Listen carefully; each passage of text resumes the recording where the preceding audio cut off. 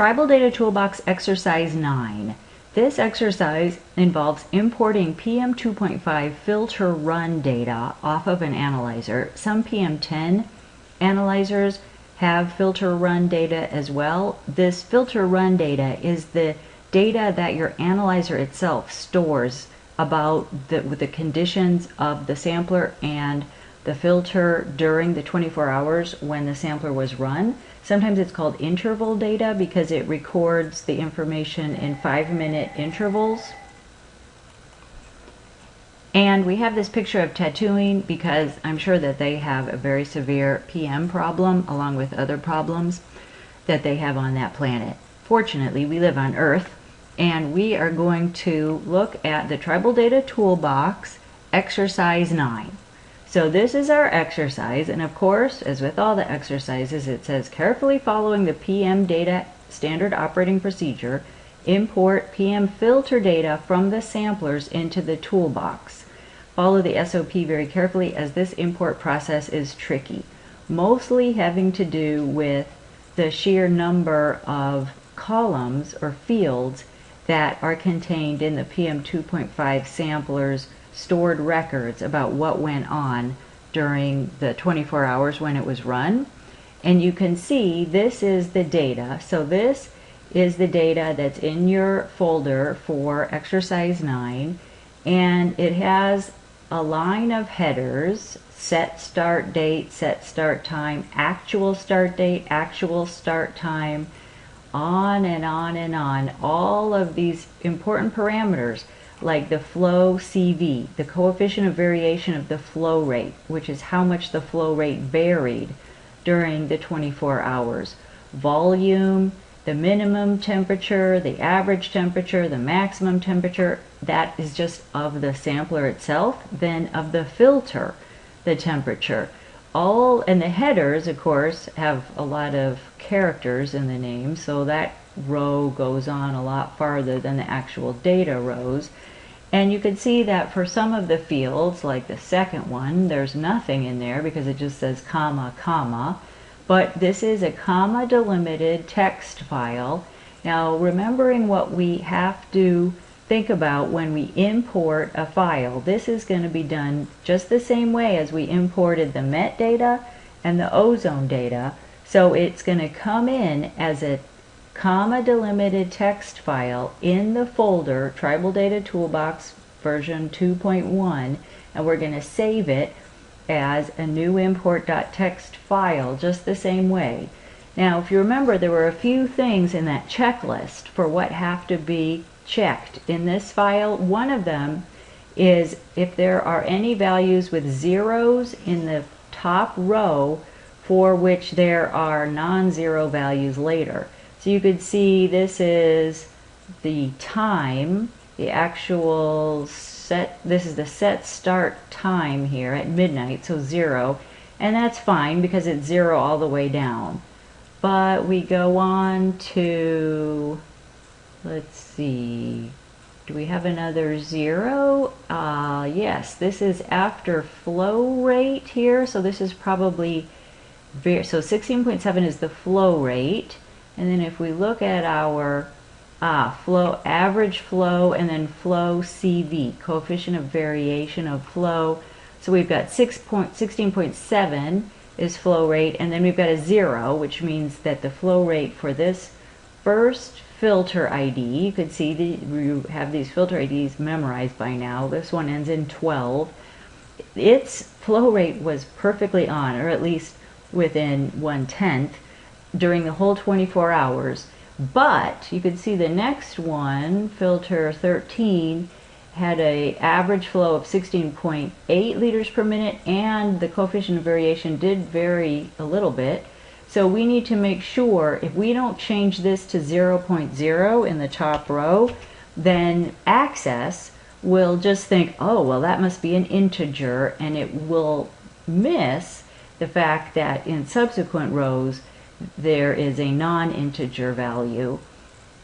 So we've changed this first value of 0 to 0.0, and now let's save this as new import.txt. in the folder on our C drive. So looking on our C drive, we see C and then the folder Tribal Data Toolbox _ version 1.1, and I already have a file in there from my last import. Every time you import a text file, it's going to be called new import.txt, and you need to copy over your old one if you already have one in there. So I'm just going to say, yep, save it as new import.txt. I want to replace that old one because that's from a previous import. I probably should have gotten rid of it.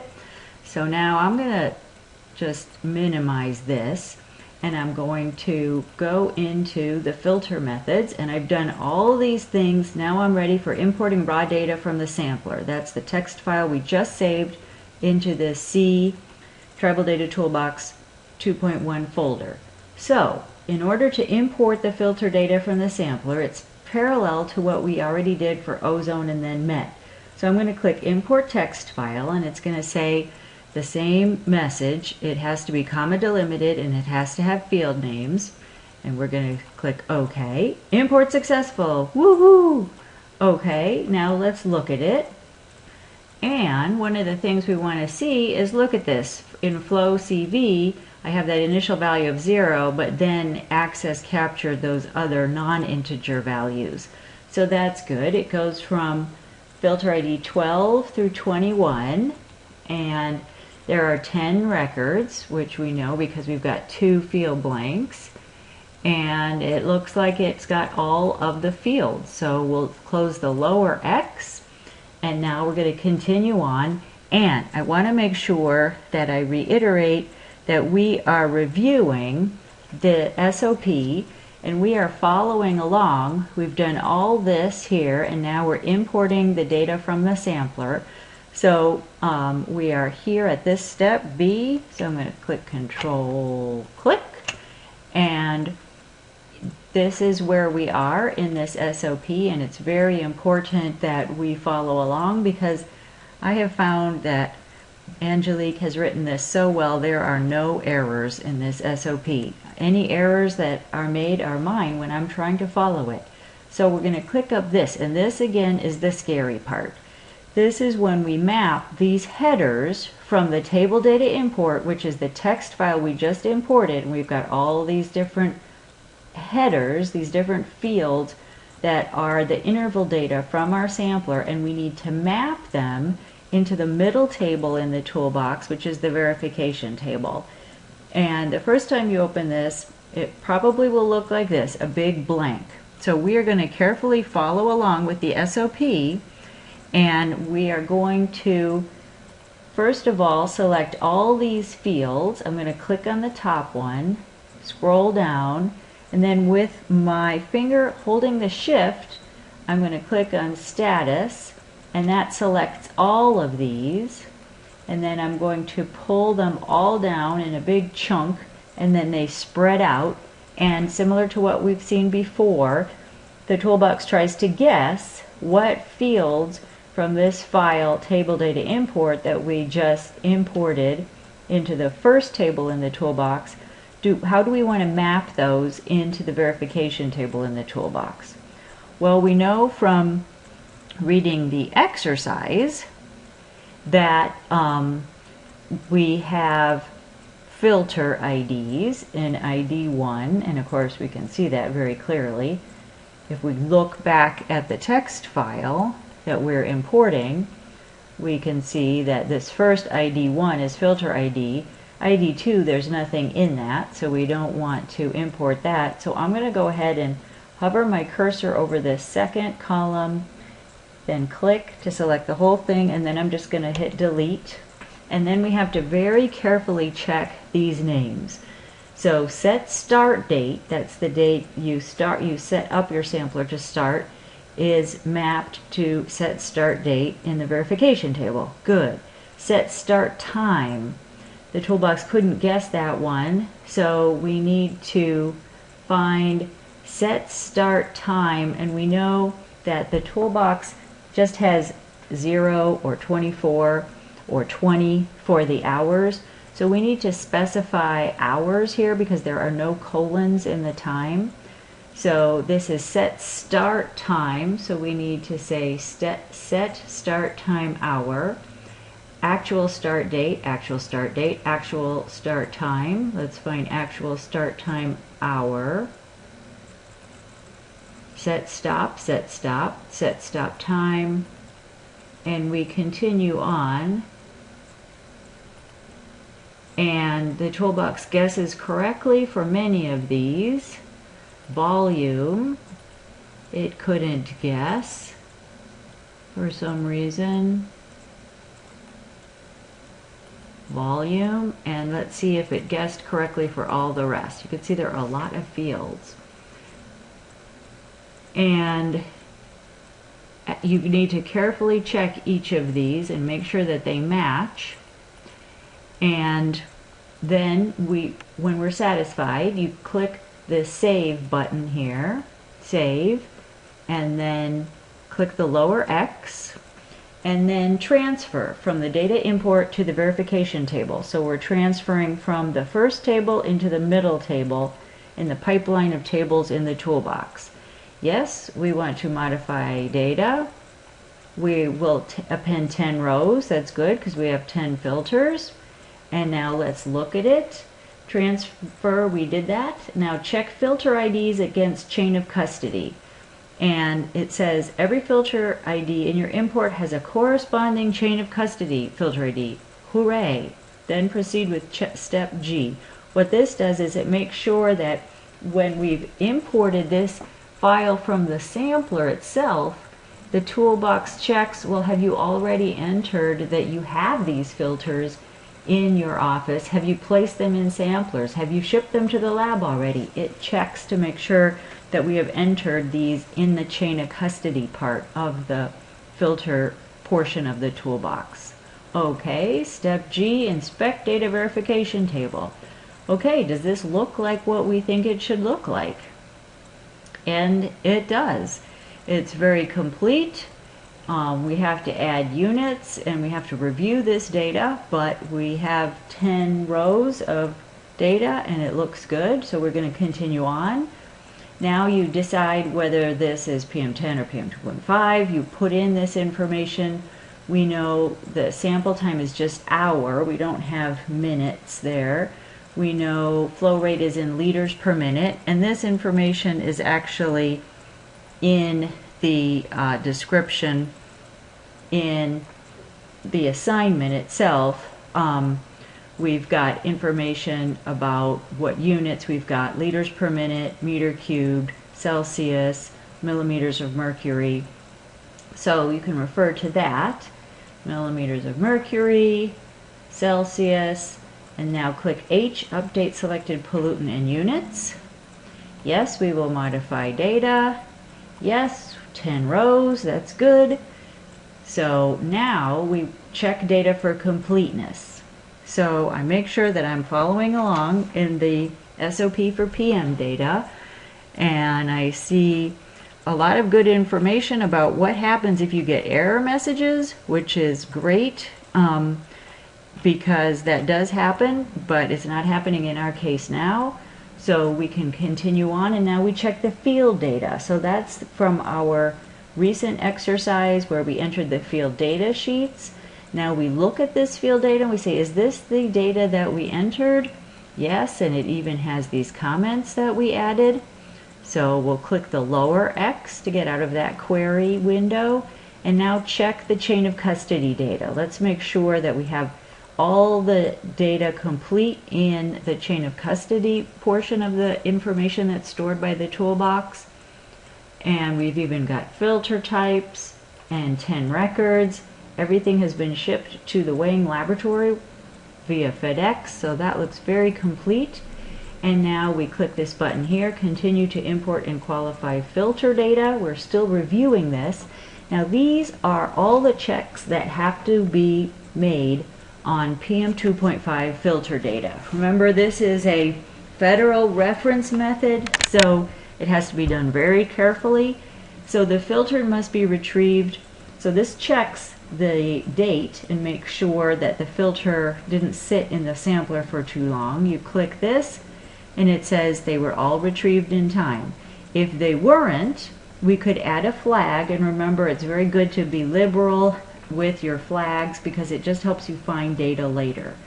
So was any quarterly check done not within 3 months from the previous check? Nope, they were all done. All of these checks were done. Now in this check it says you need to do certain checks every 5 sampling events. Well, every sampling event might be once every 3 days times 5, or every 6 days times 5, or every 12 days times 5, depending on how often you put a filter in your sampler.